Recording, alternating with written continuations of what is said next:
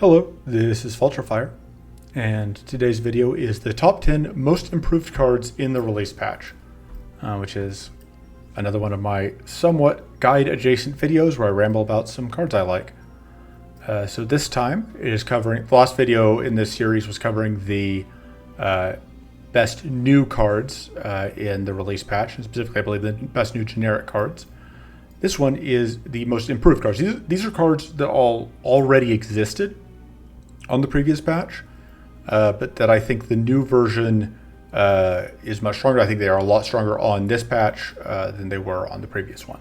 Or a lot more relevant or more interesting or whatever. So, let's get into it.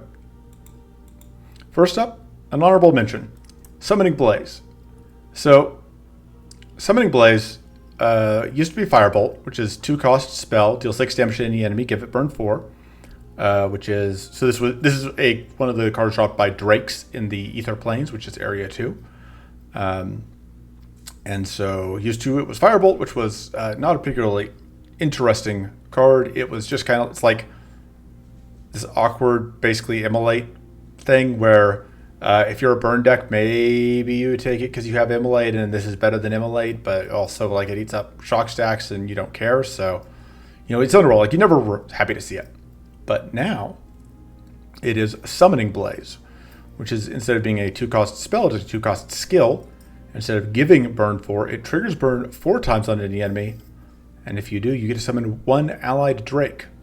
On top of that, we get Fire Mastery 2 to all allies. We'll do that regardless of whether or not you had burn 2 trigger. Although, if you don't have burn to trigger, probably this Fire Mastery won't matter as much. And the upgrade goes to 1 mana, and then you get an allied Drake plus, and you get Fire Mastery 3 to all allies. So what this does is actually kind of interesting.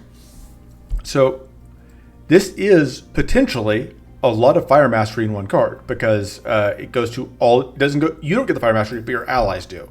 So at minimum, assuming there's a spot to summon to, and you'll always have at least room for 1 ally unless you fill that spot with a summoned enemy, a shade or something. You will always have at least a spot for 1 ally. So this will be trigger burn 4 times. You'll get possibly a Drake if there's space, and at least Fire Mastery 2. Fire Mastery on allies, by the way, does the same thing as Fire Mastery on you does, which is that monsters will take additional damage per rank of burn. But crucially, this is only true while those allies are alive. So that Drake you just summoned that's got Fire Mastery, keeping it alive, pretty important. Which has caused problems for me in the Naema burn list, because the Naema burn list loves to play Incandescent Ritual, which has a nasty habit of burning your Drakes to death. Drake Egg will protect your Drakes because Drake Egg gives shield now, but Summoning Blaze does not, so that's something to be careful of. I realize I'm kind of scattershot on my explanation of this card. Hopefully things will get clearer as we go through. Anyway, point being, this card, I can't really call it good. It is an awkward card. Like, if you're not a burn deck, you don't want it. If you are a burn deck, as I mentioned, if you're playing Naema, there's a decent chance that this is middling usefulness, because if you don't have a Drake Egg to go with it, you will just summon a Drake and then be forced to watch as the Drake burns to death on the Incandescent Ritual that you played, which is not the best experience. However, this can stack a lot of Fire Mastery, especially if you have room for 2 or 3 allies. Like, because the epic generic card Fire Mastery is give burn 2 to all allies, and you gain Fire Mastery 2 if it's not upgraded, Fire Mastery 4 if it is. And the upgrade is 4 mana. So if you have Summoning Blaze Plus and you have 2 allies, you get 6 Fire Mastery for 1 mana instead of 4 Fire Mastery for 4 mana. And if you have room for 3 allies, you get 9 Fire Mastery. So this can be a lot of Fire Mastery fairly quickly. The Drakes are also not useless. They will help you output more burn. They'll help cut through evasion, which can be useful if you are planning to finish off with a big spell, although I guess the big spell you used to finish off with was Stoke the Fire, which is no longer what it used to be, and neither is Rampant Blaze.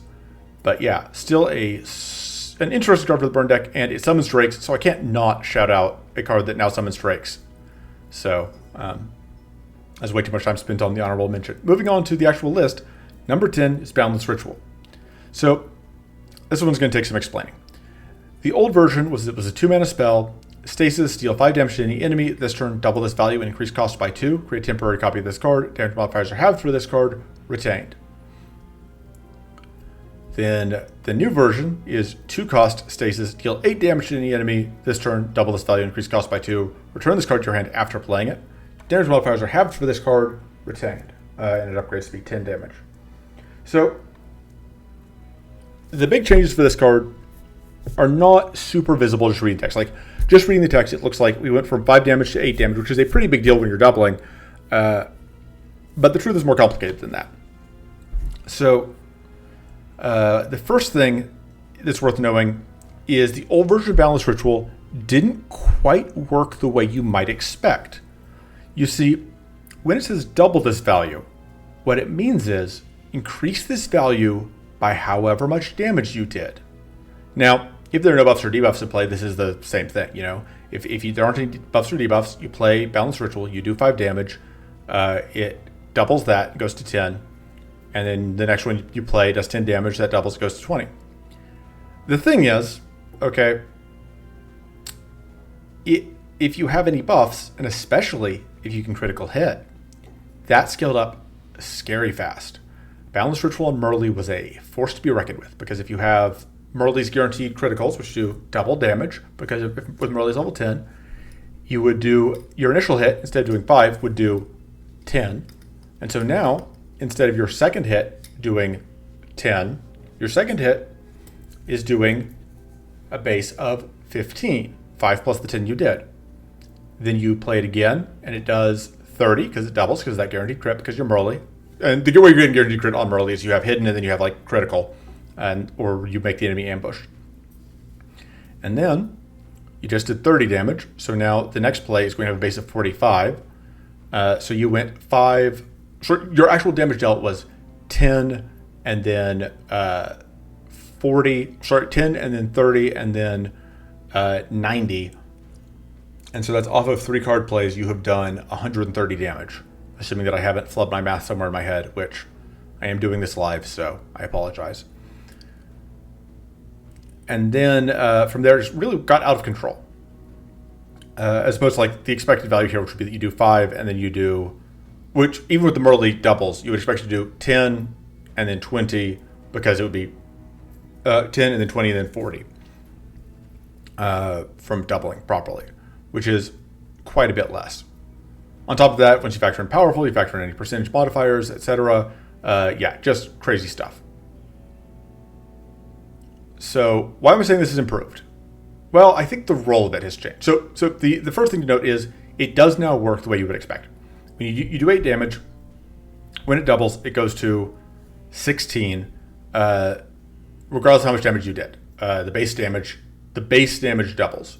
Now the flip side of this is that if you played the old Balance Ritual and the enemy had plated or had tough or had fortress, or worst of all had evade, it would not increase. If you play Balance Ritual and the enemy evades it on the previous patch, you won't get any damage increase at all.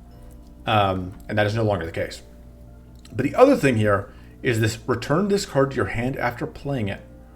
What this means is that once Balance Ritual is in your hand, you get to keep it for the entire fight. It's not leaving your hand unless you play it while frozen or you choose to discard it. This means you just always have a way to sink extra mana into damage. And although the rate isn't amazing, 2 mana for 8 damage isn't great, 4 mana for 16 damage, not great. The fact that you just always have this damage source sitting in your hand is pretty good. Now, admittedly, I haven't got a chance to play this card much. There's a lot of theory crafting. And mostly this is on the list because I wanted to explain. If you've watched any of my videos, you know how much I love to get into the weeds on explaining random minutia that nobody else cares about. But yeah, I think the card is interesting. So if you haven't seen this card before, by the way, realize we're getting late to get into this. This is one of the rares associated with the Idol of Cruelty in the Shrine. So you will have to fight Idol of Cruelty if you want to be able to see this. All right, moving on to number 9, finally. Ironically, I'll probably spend less time talking about this than I did Balance Ritual, despite a lot more text. So Adaptative Spell used to be deal 5 damage to all enemies, create temporary focus, introspection, or magic blast. Now it is 1 mana, you deal 4 damage to all enemies, you create temporary spell weaving, quick shot, unstable bolt, magic blast, or sundering blast. And when it upgrades, it's 6 damage and you get the upgraded cards. So spell weave, you gain spell weave. Equip shot, trigger wits 1 time to deal 6 damage to the enemy. Repeat this once. Unstable bolt deals 5 damage to any enemy and triggers mana boost 1 time to draw 1. Magic blast is 12 damage to an enemy, 6 to all enemies. Sundering blast is 26 to any enemy. Damage modifiers are doubled, which includes spell weave, most obviously. So, what was wrong with the old version? Well, the old version was just awkward, because what would happen is, all right, you either spend 2 mana to get temporary focus, and so 5 damage to all enemies is just not that relevant later on in a run, and sometimes would be actively a downside if you're trying to, if you have shocked on enemies, you don't want to necessarily spend the shocked. If you have hidden, you may not want to play damage. If the enemies have barrier or reflect, that could be a downside.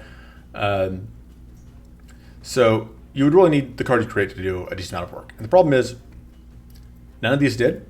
You know, introspection, at that point you're spending 5 mana to draw 2 and deal 5 damage to all enemies. It's not very exciting. Focus, even if you hit that condition, that's only plus 2 mana, which makes this basically like a weird mana mace, effectively. And Magic Blast is just pretty expensive for damage, because at that point you're looking at like 6 mana for 11 damage to all enemies, plus another 12 damage, which is not super exciting. If you're against one enemy in particular, that means you're spending 6 mana for 23 damage, which is not much of anything.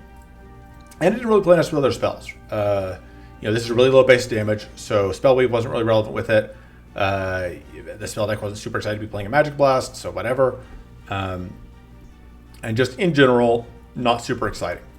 The new version, though, you do get Spell Weave. You have, first of all, this is the only way to get the card Spell Weave. You can tell like the art is just like a cropped in version of the top of adaptive spell. So baseline, if you don't have other synergies, this can be a relatively cheap way to get a good amount of Spell Weave, especially once upgraded. That is a lot of Spell Weave for the price. But it also, well, you spend Wits and Mana Boost, which are 2 of the major spell themes. As you can tell, this is Naema, and Naema has Wits and Mana Boost themes, so it makes sense that these will be on her card. This isn't a Naema card, because this is a generic card, just happens to have a Naema in the art. You still have Magic Blast, which is not an option I'm super happy to take most of the time, but, you know, it's here. And then finally you have Sundering Blast. So this is a card that is can help do, it is now, as it says, adaptive. It can give you Spell Wave to help you boost your future damage. It can, if you already have Wits and Mana Boost, it can draw you cards. It can get you mana. So if you use Unstable Bolt, this is effectively just 0. Just you spend a Mana Boost, so you spend 1 mana on this, 1 mana on this. Mana Boost gives you back 2. So you end up net neutral on mana. You just cycle and draw a card while doing some damage. And if you have it upgraded, it can draw 2, so it'll actually be net positive. So whereas this was like 5 mana for draw 2, this then becomes, or it'll be 6 mana draw 3 if you're looking at the upgrade, because introspection plus. But this is now 2 mana draw 2, or sorry, 0 mana draw 2 effectively, as long as you have, and you just have to spend a mana boost, which is a pretty good deal. Obviously 0 mana draw 2 is better than 6 mana draw 3 most of the time. And then the fact that it, like, you don't normally want Sundering Blast, but the fact this is a Sundering Blast that is on a card that is much cheaper most of the time tends to be very helpful, because it means that if you do need that big final finish up hit and you do have the mana on hand, it can do that. And if you don't need to do it, it doesn't. And I lied about spending less time talking about this. This video is going to be way longer than I thought it was going to be, isn't it? Too late. Stuck with, well, I say that. You can still save yourself, viewer. There's still time to escape. Leave a comment if you like it when I go on random tangents for incessant lengths of time. But leave them quickly, because we're moving on. Number 8, Increasing Assault. So Increasing Assault used to be basically just the spell version of Increasing Stab. It was 2 mana, deal 8 damage to any enemy, increase this value by 8. And now it is 4 mana, gain Spell Wave 3, deal 2 damage to any enemy for every rank of Spell Wave on you.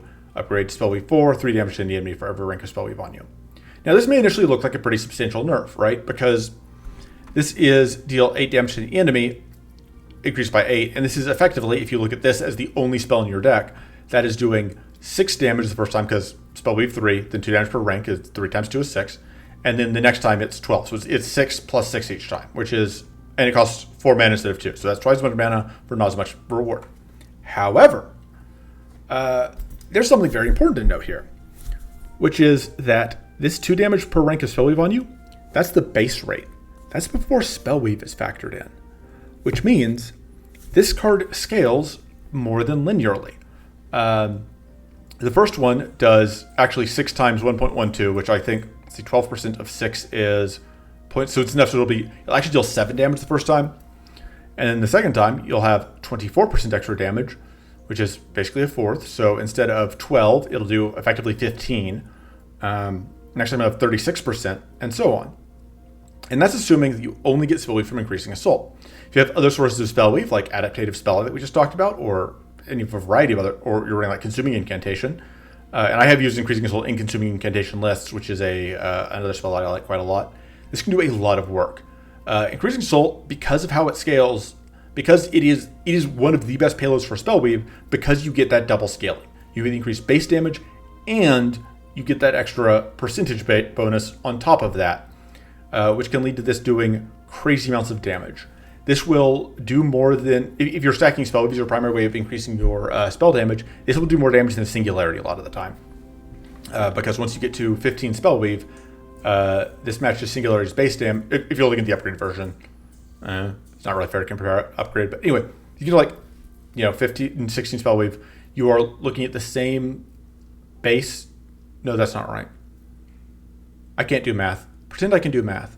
Once you get to enough spell weave, it's going to be at the same base damage, and spell weave decks can stack a decent amount pretty quick, but it can keep going beyond that. And as you get more spell weave, it'll just keep doing more and more damage, and it will just devastate things, while also turbocharging all your other spells.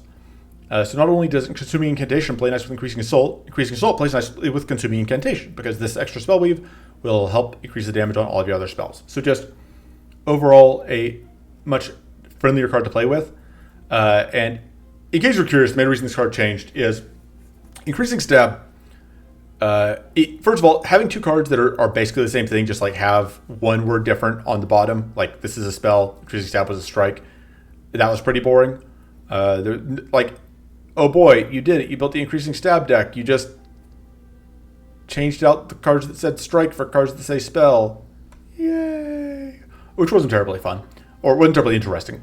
The other thing is, like, this was an awkward position as a rare, because it is a rare that once you just that says, like, I want you to build your entire deck around playing this a bunch of times, but at the same time, because it's a rare and that's not something a card that can start in your deck like increasing stab can, you can't count on getting it at all or getting it early, even if it's in your card pool. So you build your entire deck around increasing assault and you just never find it, and now what? So instead, it now supports the strategy and is a very good payoff in that strategy, but neither punishes you for having other cards in the strategy, nor does it, nor do you just fall apart if you can't find this card. This may be the best Spellweave payoff, but all spells are Spellweave payoffs, so you'll still be okay even without this. Especially if you're playing Neema and you've got, you can just Sunbolt things, for example. Moving on, very abruptly, Fatal Strike. So, Fatal Strike is a Merly card. It used to be 3 mana, deals 10x3 damage to the first enemy if it has 5 or more debuff types. Now it is 4 mana, deals 2x3 damage to the first enemy for every debuff type it has retained, upgraded to 3x3 for every debuff type it has retained. So, this does not cost 1 more mana, but there's a couple huge improvements here. The first is retained. That means you can just sit on this until you're ready to go. The old Fatal Strike, you'd have this awkward position. You'd be in this awkward position where you draw it. You couldn't use it this turn, and it was relatively expensive. So sometimes, like, you draw it late in a turn, you couldn't use it, and that was awkward. Or you drew it and you needed to set up Toxic Cloud so you could have your debuffs, and that was unfortunate. So now it's just that problem's gone. You can just hold it until you need it. The second big advantage here is that it now not only can you play it sooner. So if the enemy has 1 to 4 debuffs, this does way more damage than this, because if the enemy has 1 to 4 debuffs, this card does no damage.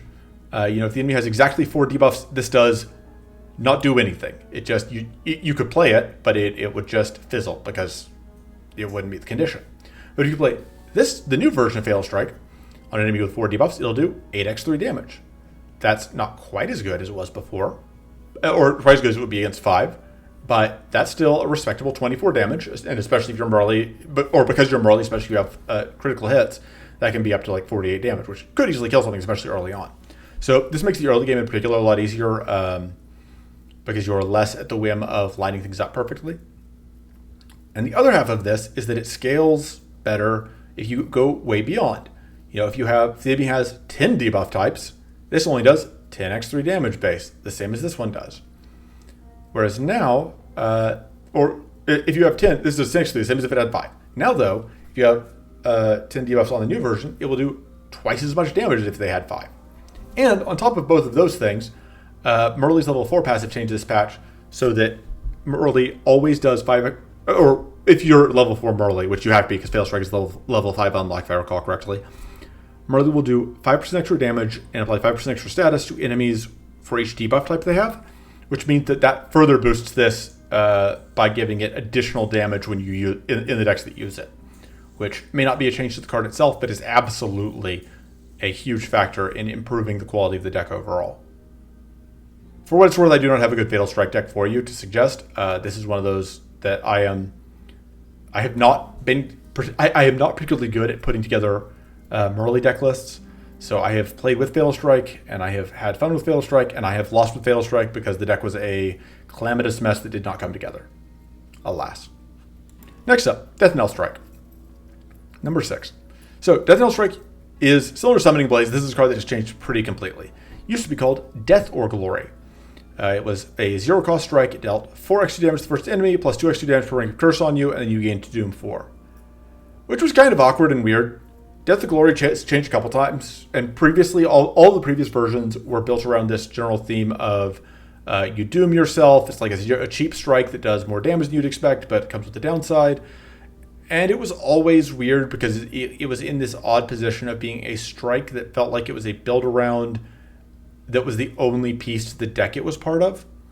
As far as Self-Doom goes, there are only 2 other cards that support the strategy, and they are both monster cards. It's Shared Fate from Shadowbone Dragon and Ruinous Gamble from Vessels of Corruption. So just an awkward card. Very rarely was it the card you actually wanted. It's not a ton of damage.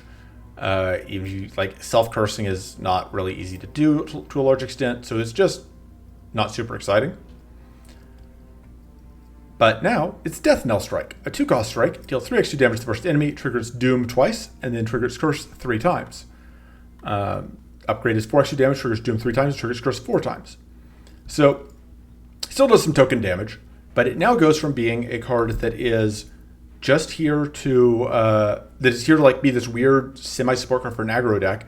It is now an incredible win condition for the Curse deck. Now it doesn't set up any curse on its own.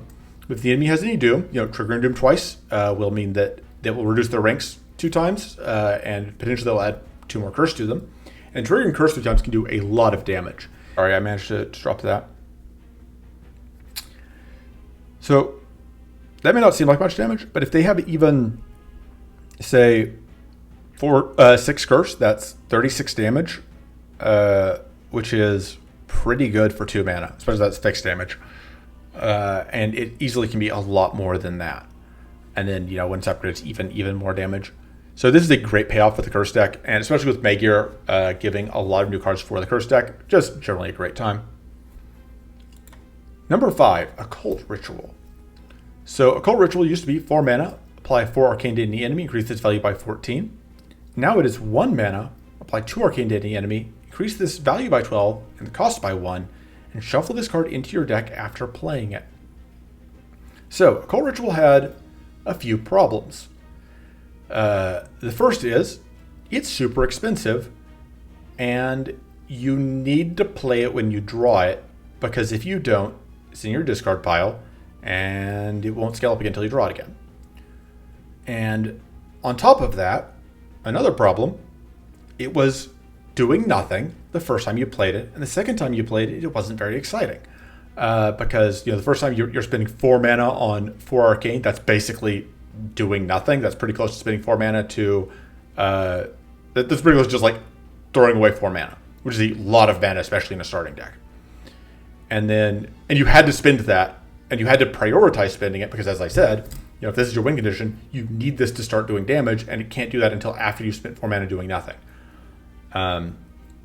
And then after that, the second time you play it, it's still only 18 Arcane, which is like 1 detonation most of the time. So you've now spent 8 mana and gotten 1 detonation.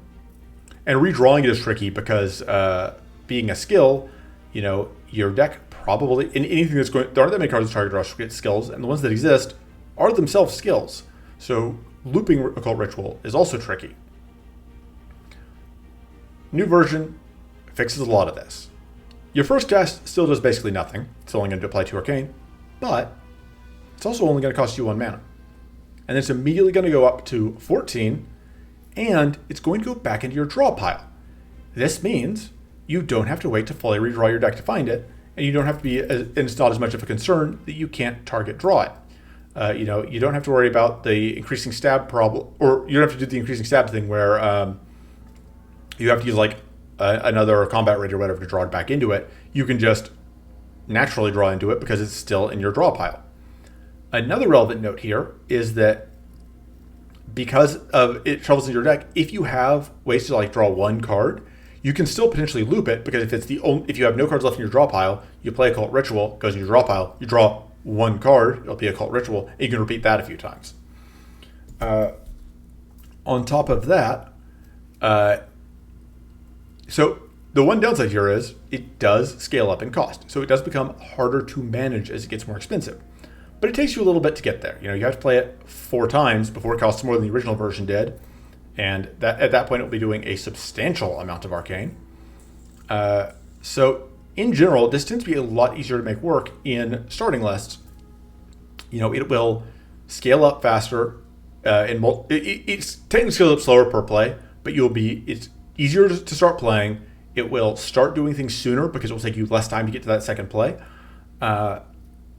And although it is still mana intensive, it needs the mana later, which is potentially after you've had a chance to start setting up some growth or scaling up like a patient focus or whatever to help you start getting mana going for it later in the fight.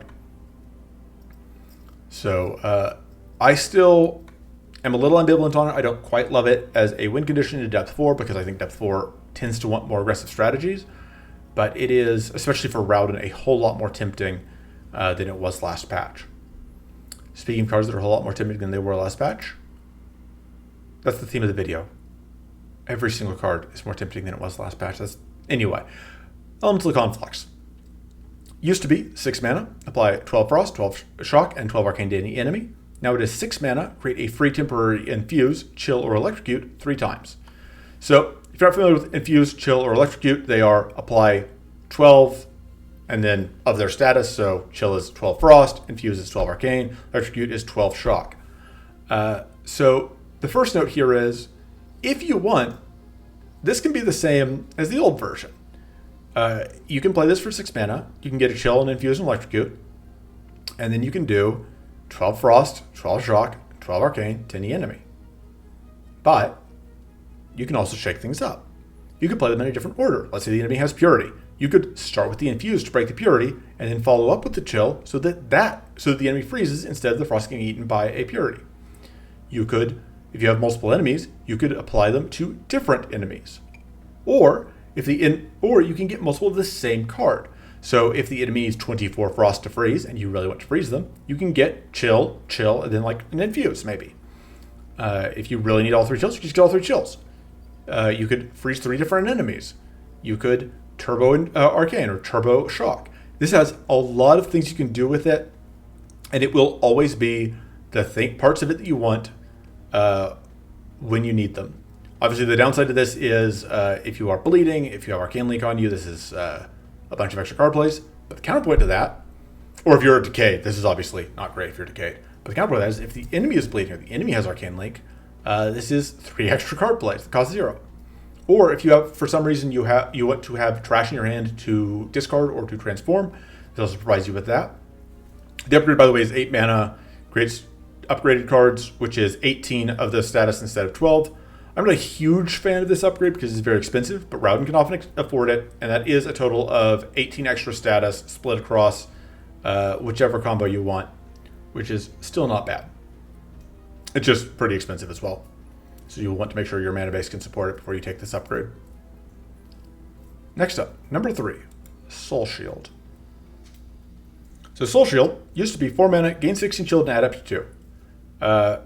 Really not much to say about this. It was just like this weird nothing card that kind of like maybe you play it because your deck kind of needs adept, I guess, and you're fine taking this kind of expensive shield that gives adept. But there's other ways to get adept, right? Because you could play Heroic Vigor, you could play Keen Contemplation, you could play Meditate.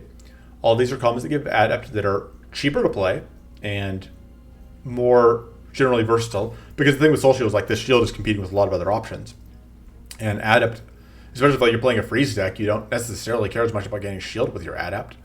But now, instead, it is a 4 mana skill still that says gain 14 shield and gain purity 2 if you have no purity, and it upgrades to be 16 shield and purity 3 if you have no purity. So this makes it the only consistent source. This makes it the only generic source of common purity. There is also a couple others. Rowden has Frost Barrier, or has Barrier of Frost. Naima has Incandescent Ritual, both of which can give you purity, but both of them also have limitations.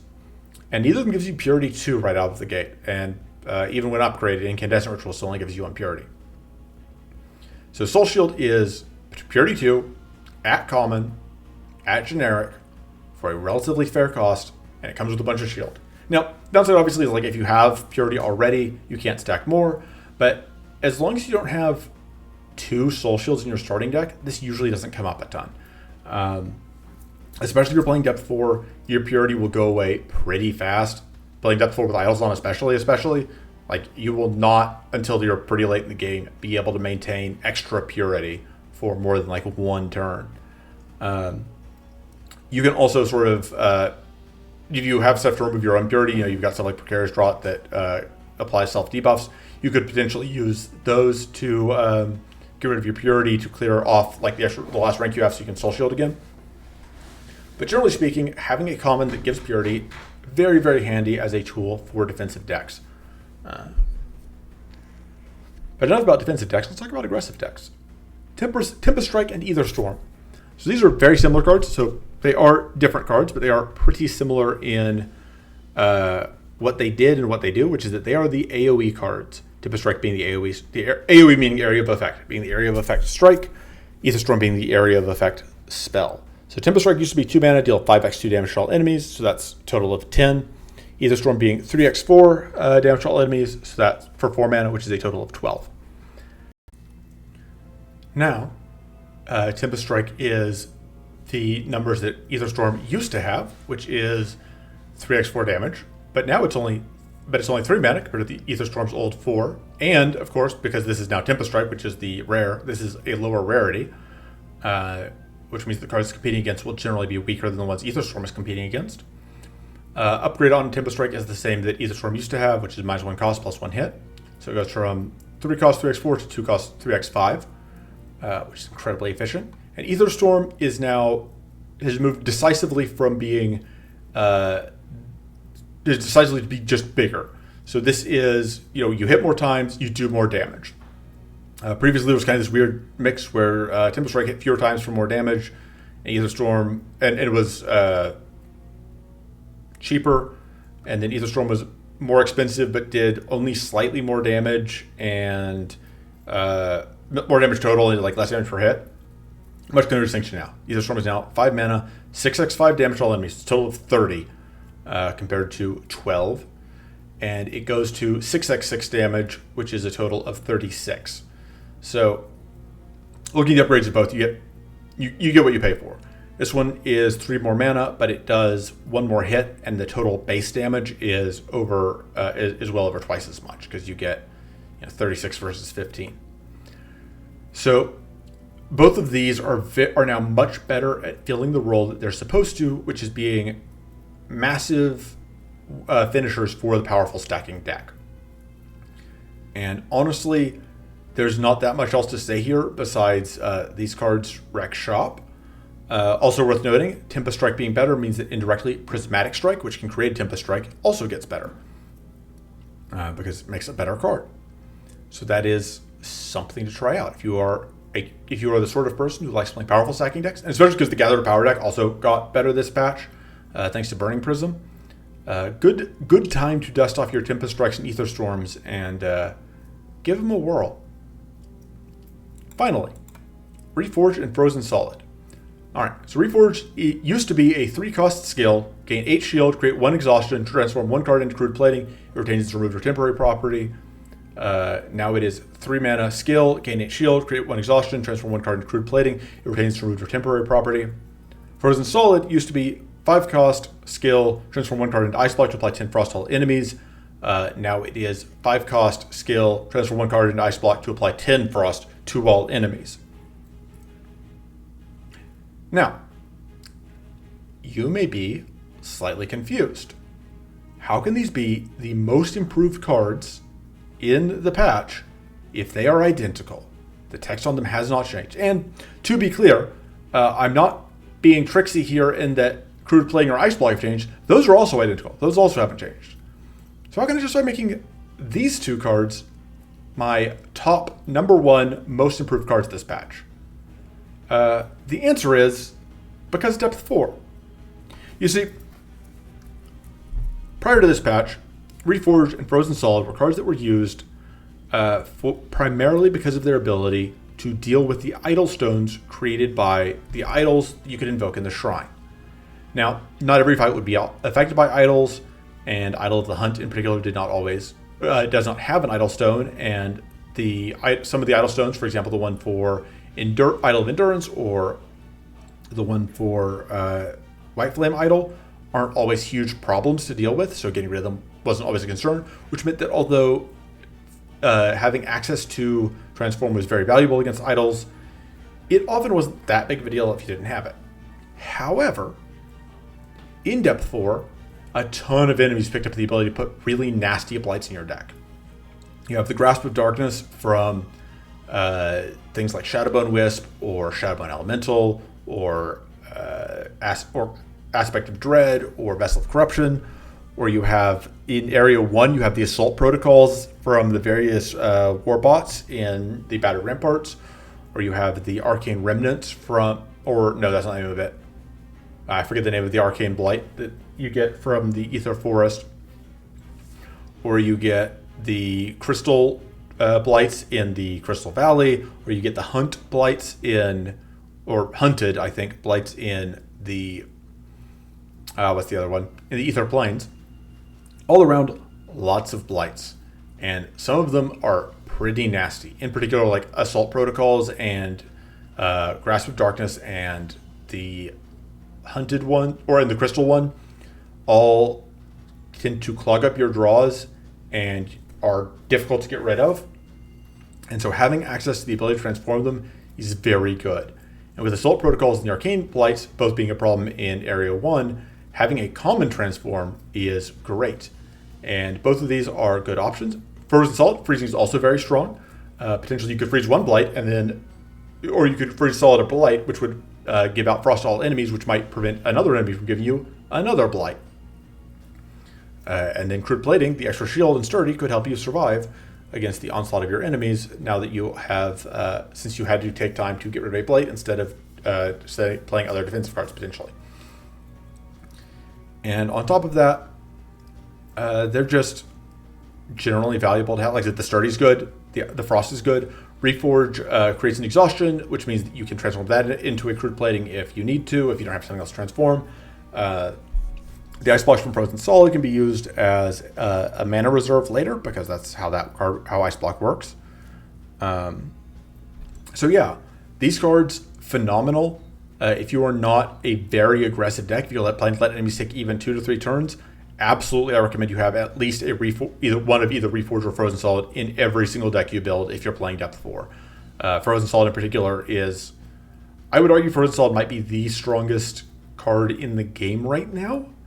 It's at least in contention, or not the strongest card in the game, it's definitely the strongest common in the game right now. It is good in a vast array of decks. It does a ton of different things for you, and there is no other card that really fills the same role. Reforged gets closest, but I would argue Reforged is generally, aside from being slightly cheaper to play out, much worse than Frozen Solid is. So, that is my top 10 most improved cards in the release patch. And it only took me way longer than I kind of thought it would. So, let me know what you think. Let me know if you have any comments, any cars that you particularly like the changes on, cars that you think got changed for the worse, stuff of that nature. Disagree with my stuff, leave comments. If you want to see more videos like this, I said that at the end of the last video, and then nobody left a comment, and I made this video anyway, so I guess it's whatever. Like, subscribe to other YouTube things. I've been talking for a while. I'm done talking. See you next time. Doodles.